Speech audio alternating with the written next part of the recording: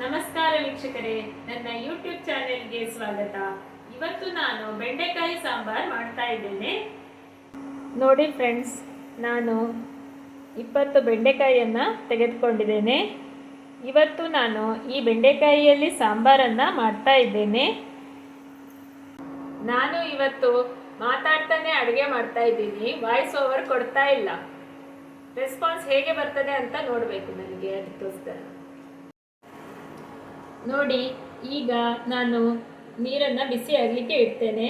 ನೀರಿಗೆ ಒಂದು ಸಣ್ಣ ನಿಂಬೆ ಗಾತ್ರದ ಹುಣಸೆ ಹಣ್ಣನ್ನು ಹಾಕ್ಕೊಳ್ತೇನೆ. ಈ ಬೆಂಡೆಕಾಯಿಯನ್ನು ಬೇಯಿಸುವಾಗ ನಾವು ಗಮನವಿಟ್ಟು ನೋಡಬೇಕು. ಬೆಂಡೆಕಾಯಿಯನ್ನು ಹಾಗೆ ನೀರು ಹಾಕಿ ಬೇಯಿಸೋದಲ್ಲ, ಇದರಲ್ಲಿ ಲೋಳೆಯ ಅಂಶ ಇರ್ತದೆ. ಅದಕ್ಕೋಸ್ಕರ ಹುಳಿಯನ್ನು ಹಾಕ್ಕೊಳ್ಬೇಕು. ಬಿಸಿ ಹುಳಿ ನೀರಿನಲ್ಲಿ ಬೆಂಡೆಕಾಯಿಯನ್ನು ಬೇಯಿಸಬೇಕು. ಆಗ ನೀವು ಮಾಡಿದ ಅಡುಗೆ ಬಹಳ ಚೆನ್ನಾಗಿ ಬರ್ತದೆ, ದಪ್ಪ ದಪ್ಪ ಆಗುವುದಿಲ್ಲ. ನೀರನ್ನು ಬಿಸಿಗೆ ಇಟ್ಟು ಉಪ್ಪು ಮತ್ತು ಹುಣಸೆ ಹಣ್ಣು ಮತ್ತು ಬೆಲ್ಲ, ಸ್ವಲ್ಪ ಸಾಂಬಾರಿಗೆ ಸ್ವಲ್ಪ ಬೆಲ್ಲ ಹಾಕ್ತೀವಲ್ಲ, ಎಲ್ಲ ಹಾಕಿ ಬೇಯಿಸಲಿಕ್ಕೆ ಇಡುವಂಥದ್ದು. ಮತ್ತು ನೀರು ಬಿಸಿ ಆಗ್ತದಲ್ವ, ಆವಾಗಲೇ ಈ ಕತ್ತರಿಸಿದ ಬೆಂಡೆಕಾಯಿಯನ್ನು ಹಾಕ್ಕೊಳ್ಳುವಂಥದ್ದು. ನೀವು ಹಾಗೆ ಮಾಡಿ ನೋಡಿ, ಸಾಂಬಾರು ಬಹಳ ಚೆನ್ನಾಗಿ ಬರ್ತದೆ.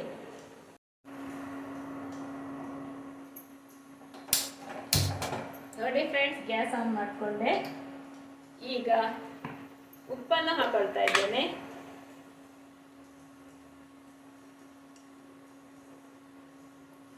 ಬೆಂಡೆಕಾಯಿ ಸಾಂಬಾರ್ ಹೆಚ್ಚಿನವರಿಗೆ ಇಷ್ಟವಾದ ಒಂದು ಅಡುಗೆ.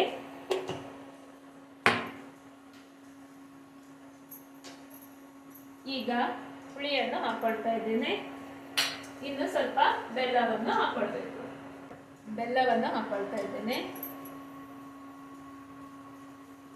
ಇದು ಬಿಸಿ ಆಗ್ತಾ ಇರಲಿ, ಆಗ ನಾನು ಬೆಂಡೆಕಾಯಿಯನ್ನು ಕಟ್ ಮಾಡಿಕೊಂಡು ಬರ್ತೇನೆ. ನಾನೀಗ ಬೆಂಡೆಕಾಯಿಯನ್ನು ಕಟ್ ಮಾಡ್ತಾ ಇದ್ದೀನಿ. ಈಗ ನೀವು ಅಂಗಡಿಯಿಂದ 1 kg ಬೆಂಡೆಕಾಯಿ ತಂದಿಟ್ಟಿದ್ದೀರಿ ಅಂದ್ಕೊಳ್ಳಿ. ಆಗ 1 kg ಮನೆಯಲ್ಲಿ ಒಬ್ಬರು ಅಥವಾ ಇಬ್ಬರು ಇದ್ದರೆ 1 kg ಬೆಂಡೆಕಾಯಿ ಒಂದ್ಸತಿ ಸಾಂಬಾರ್ಗೆ ಅಥವಾ ಪಲ್ಯಕ್ಕೆ ಅಷ್ಟೊಂದು ಬೇಕಾಗಲ್ಲ. ಆಗಿದ್ರೆ ನಿಮ್ಗೆ ಎಷ್ಟು ಬೇಕು ಬೆಂಡೆಕಾಯಿ ತೆಗೆದಿಟ್ಟು ಉಳಿದದ್ದನ್ನು ತೊಟ್ಟು ತೆಗೆದು ಫ್ರಿಜ್ಜಲ್ಲಿ ಇಟ್ಕೊಳ್ಳಿ. ಆಗ ಬೆಂಡೆಕಾಯಿ ಬೆಳೆಯುವುದಿಲ್ಲ. ಇಲ್ಲ ಅಂದರೆ ಫ್ರಿಜ್ಜಲ್ಲೂ ಬೆಂಡೆಕಾಯಿ ಬೆಳೆಯುವ ಸಾಧ್ಯತೆ ಇದೆ.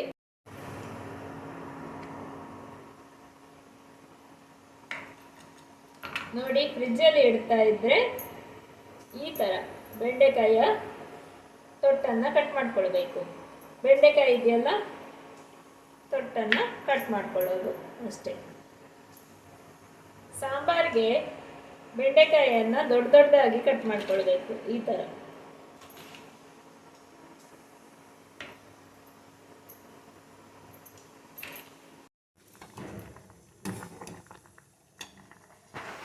ನೋಡಿ ಫ್ರೆಂಡ್ಸ್, ಕತ್ತರಿಸಿದ ಬೆಂಡೆಕಾಯಿಯನ್ನು ಕುದಿದ ನೀರಲ್ಲಿ ಹಾಕಿ ಕುದಿಸ್ತಾ ಇದ್ದೇನೆ. ಹುಳಿ ನೀರು ಮಾಡ್ಕೊಂಡಿದ್ದೆ ಅಲ್ಲ, ಅದರಲ್ಲಿ ಹಾಕಿ ಬೆಂಡೆಕಾಯಿಯನ್ನು ಬೇಯಿಸ್ಕೊಳ್ಳುವಂಥದ್ದು. ನಾನಿಲ್ಲಿ 2 ಹಿಡಿಯಷ್ಟು ತೊಗರಿಬೇಳೆಯನ್ನು ಬೇಯಿಸಿ ಇಟ್ಕೊಂಡಿದ್ದೇನೆ. ಮಸಾಲೆಗೆ 2 ಸ್ಪೂನ್ನಷ್ಟು ಉದ್ದಿನಬೇಳೆ, 2 ಸ್ಪೂನ್ನಷ್ಟು ಕೊತ್ತಂಬರಿ ಬೀಜ, ಜೀರಿಗೆ 2 ಸ್ಪೂನ್, 3 ಬ್ಯಾಡಗಿ ಮೆಣಸು, 10 ಕಾಳಿನಷ್ಟು ಮೆಂತೆಯನ್ನು ತೆಗೆದುಕೊಂಡಿದ್ದೇನೆ.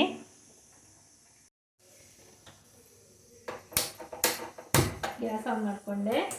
ಈಗ ಸಾಂಬಾರಿಗೆ ಹುರ್ಕೊಳ್ಳೋಣ.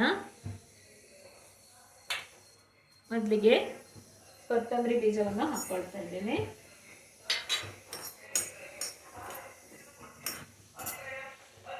ಸ್ವಲ್ಪ ಎಣ್ಣೆಯನ್ನು ಹಾಕ್ಕೊಳ್ಬೇಕು ಹುರ್ಕೊಳ್ಳುವಾಗ.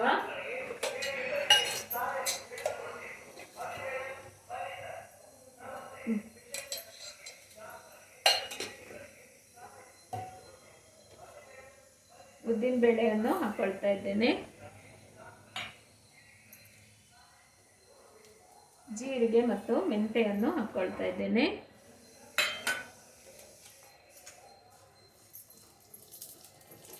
ಈ ಥರ ಹುರ್ಕೊಳ್ಬೇಕು. ನಾನು ಖಾರಕ್ಕೆ ತಕ್ಕ ಮೆಣಸನ್ನು ಹಾಕ್ಕೊಳ್ತಾ ಇದ್ದೇನೆ. ನೀವು ನಿಮ್ಮ ಖಾರಕ್ಕೆ ನೀವು ಎಷ್ಟು ಪ್ರಮಾಣದಲ್ಲಿ ಮಾಡ್ತೀರಾ ಅದಕ್ಕೆ ಅನುಸಾರವಾಗಿ ಮೆಣಸನ್ನು ಹಾಕ್ಕೊಳ್ಳಿ. ಈ ಥರ ಚೆನ್ನಾಗಿ ಹುರ್ಕೊಳ್ಬೇಕು. ಒಳ್ಳೆ ಘಮ ಬರುವ ತನಕ ಹುರ್ಕೊಳ್ಬೇಕು. ಆಮೇಲೆ ಆಫ್ ಮಾಡ್ಕೊಂಡ್ಮೇಲೆ ಅರಿಶಿನ ಪುಡಿ ಮತ್ತು ಇಂಗನ್ನು ಸೇರಿಸಿಕೊಳ್ಳುವಂಥದ್ದು. ಗ್ಯಾಸ್ ಮೀಡಿಯಮ್ ಅಲ್ಲಿ ಇರಲಿ ಅಥವಾ ಸಿಮ್ಮಲ್ಲಿ ಇರಲಿ, ಹೈ ಮಾಡಬೇಡಿ. ಮೀಡಿಯಮಲ್ಲಿದ್ದರೆ ಸಾಕು. ಈ ಥರ ಚೆನ್ನಾಗಿ ಹುರ್ಕೊಳ್ಬೇಕು.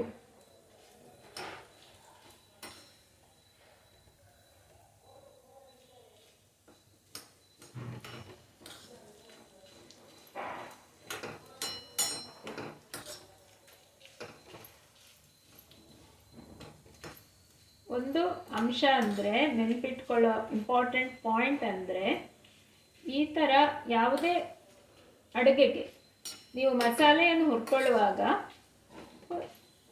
ಒಳ್ಳೆಯ ಘಮ ಬಂದ ಕೂಡಲೇ ಗ್ಯಾಸನ್ನು ಆಫ್ ಮಾಡಿಕೊಳ್ಬೇಕು.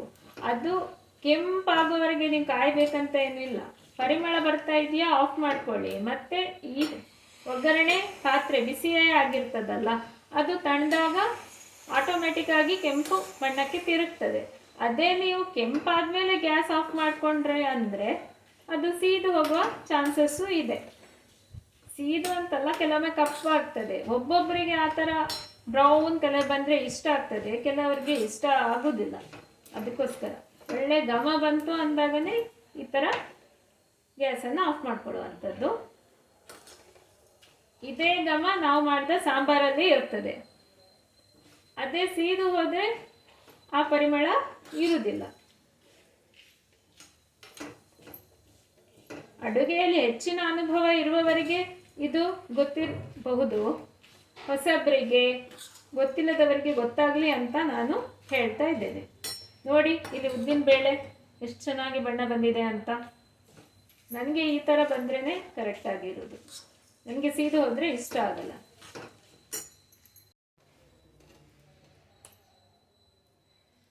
ಈಗ ನಾನು ಚಿಟಿಕೆ ಇಂಗನ್ನು ಹಾಕ್ಕೊಂಡೆ. ಸ್ವಲ್ಪ ಇಂಗು, ಒಂದು 1/4 ಸ್ಪೂನಷ್ಟು ಹಾಕಿದರೆ ಸಾಕು. ಮತ್ತು ಸ್ವಲ್ಪ ಅರಿಶಿನ ಪುಡಿ. ಇದನ್ನು ನೀವು ಗ್ಯಾಸ್ ಆಫ್ ಮಾಡಿದ ಮೇಲೆ ಹಾಕ್ಕೊಳ್ಬೇಕು.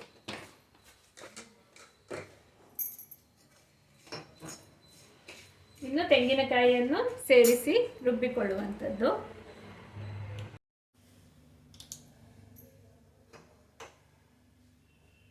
ಮೊದಲಿಗೆ ಹುರಿದ ಸಾಂಬಾರ್ ಪದಾರ್ಥಗಳನ್ನು ಪುಡಿ ಮಾಡಿಕೊಳ್ಬೇಕು.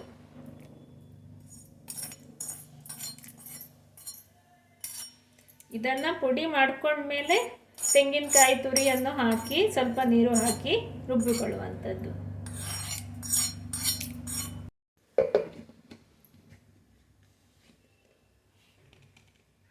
ಪುಡಿ ಮಾಡಿ ತರ್ತೀನಿ.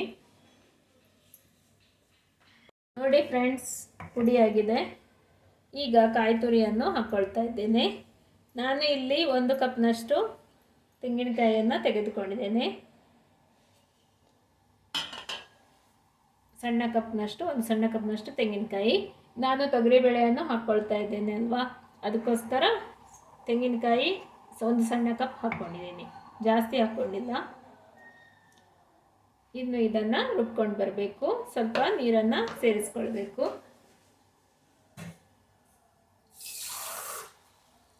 ಸ್ವಲ್ಪ ನೀರನ್ನು ಹಾಕ್ಕೊಳ್ತಾ ಇದ್ದೇನೆ. ರುಬ್ಕೊಂಡು ಬರೋಣ. ನೋಡಿ ಫ್ರೆಂಡ್ಸ್, ಸಾಂಬಾರಿಗೆ ರುಬ್ಬಿ ಆಯಿತು. ಹಸಿಮೆಣಸಿನಕಾಯಿಯನ್ನು ಹಾಕ್ಕೊಳ್ತಾ ಇದ್ದೇನೆ. ಪರಿಮಳಕ್ಕೆ ಸ್ವಲ್ಪ ಹಸಿಮೆಣಸಿನಕಾಯಿ ರುಬ್ಬಿದ ಮಿಶ್ರಣವನ್ನು ಸೇರಿಸ್ಕೊಳ್ತಾ ಇದ್ದೇನೆ. ಮಿಕ್ಸಿ ತೊಳೆದ ನೀರನ್ನು ಹಾಕ್ಕೊಳ್ತಾ ಇದ್ದೇನೆ.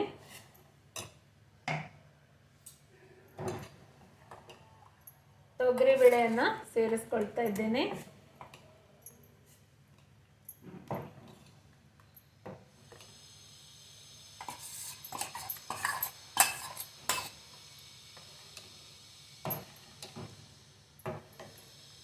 ಹಸಿಮೆಣಸಿನಕಾಯಿಯನ್ನು ಪರಿಮಳ ಮತ್ತು ಸ್ವಲ್ಪ ಖಾರಕ್ಕೆ ಹಾಕ್ಕೊಳ್ಳುವಂಥದ್ದು.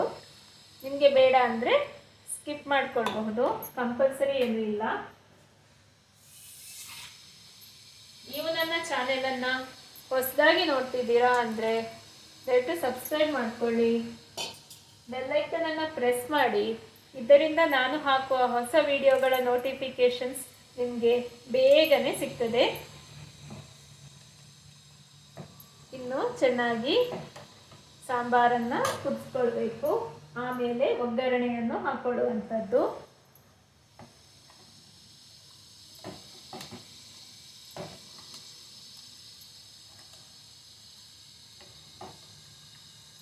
ಸಾಂಬಾರು ಕುದೀಲಿ ಸ್ವಲ್ಪ. ಈ ಬೆಂಡೆಕಾಯಿ ಸಾಂಬಾರು ಅನ್ನಕ್ಕೆ, ಇಡ್ಲಿಗೆ ಬಹಳ ರುಚಿಯಾಗಿರ್ತದೆ. ನೋಡಿ ಫ್ರೆಂಡ್ಸ್, ಇಲ್ಲಿ ಸಾಂಬಾರ್ ಕುದೀತಾ ಇದೆ. ಬೆಂಡೆಕಾಯಿ ಸಾಂಬಾರ್ ಇದೇ ಥರನೇ ಬರಬೇಕು.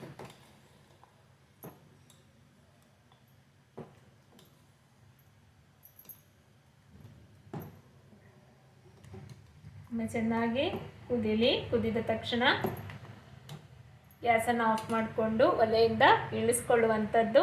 ಆಮೇಲೆ ಇದಕ್ಕೆ ಒಗ್ಗರಣೆಯನ್ನು ಹಾಕುವಂಥದ್ದು. ನಾನು ಬೆಂಡೆಕಾಯಿ ಕಾಯಿ ರಸದ ವಿಡಿಯೋ ಹಾಕಿದ್ದೇನೆ ಚಾನೆಲಲ್ಲಿ. 2 ತಿಂಗಳಿನ ಹಿಂದೆ ಹಾಕಿರೋದು, ನನ್ನ ತಾಯಿಯವರು ಮಾಡಿರುವಂಥದ್ದು. ಬೆಂಡೆಕಾಯಿ ಕಾಯಿ ರಸನೂ ರುಚಿಯಾಗಿರ್ತದೆ, ಒಂದು ಹಳೆಯ ಅಡುಗೆ. ಬೆಂಡೆಕಾಯಿ ಸಾಂಬಾರ್ ಎಂದರೂ ಮಾಡುವಂಥ ಅಡುಗೆ ಮತ್ತು ಹೆಚ್ಚಿನ ಜನರಿಗೆ ಇಷ್ಟವಾದ ಸಾಂಬಾರ್.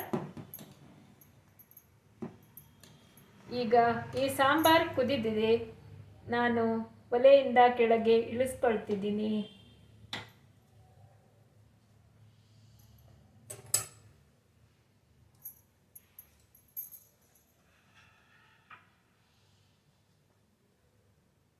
ನಾನಿಲ್ಲಿ ಇಕ್ಕಳದ ಸಹಾಯದಿಂದ ಇದನ್ನು ಒಲೆಯಿಂದ ಇಳಿಸ್ಕೊಂಡೆ.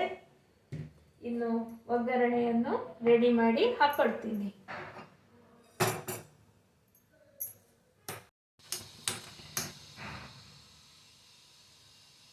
ಒಗ್ಗರಣೆಗೆ ಸಾಸಿವೆ, ಕೆಂಪುಮೆಣಸು,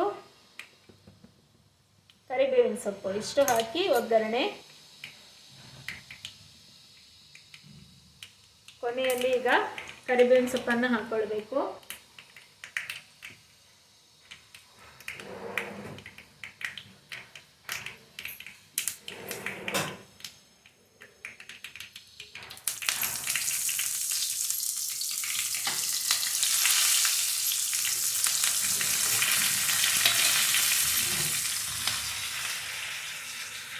ನೋಡಿ ಫ್ರೆಂಡ್ಸ್, ಒಗ್ಗರಣೆ ರೆಡಿ ಆಗಿದೆ. ಸಾಂಬಾರಿಗೆ ಹಾಕ್ಕೊಳ್ತಾ ಇದ್ದೇನೆ.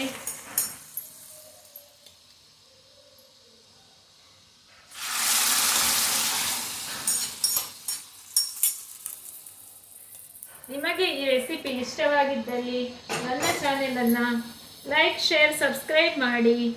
ಧನ್ಯವಾದಗಳು.